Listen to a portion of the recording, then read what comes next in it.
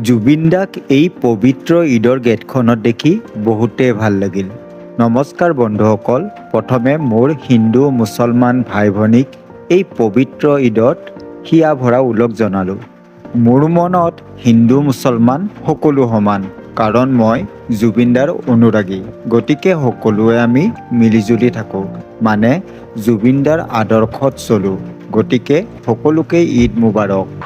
আজি এই পবিত্ৰ ঈদৰ দিনাখনত মই অলপ ঈদৰ নামাজ পঢ়িব আহিলোঁ আৰু নামাজত দোৱা বা প্ৰাৰ্থনা কৰিলোঁ যাতে আমাৰ মৃতসকল আৰু আমাৰ মৰমৰ জুবিন দাই য'তে আছে শান্তিত থাকক।